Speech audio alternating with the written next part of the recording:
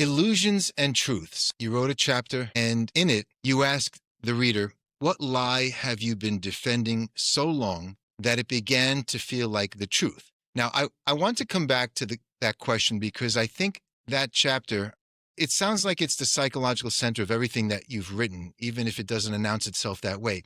But when I heard it, it stopped me, not because the question is surprising, but because of what it actually requires to answer it honestly. It's relatively easy to name a lie in retrospect, once it already cost you something. What's much harder is locating the moment when you were still inside it, still organizing your life around it and something you had already begun to know.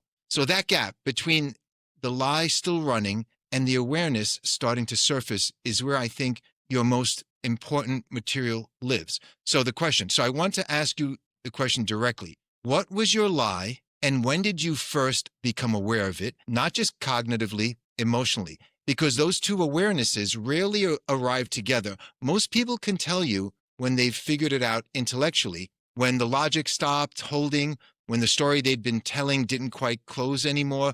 But the emotional recognition tends to come earlier and quieter, and it lives in the body before it ever reaches language. And I'm curious which one hit you first and what it cost you to let the gap between them go on as long as they did.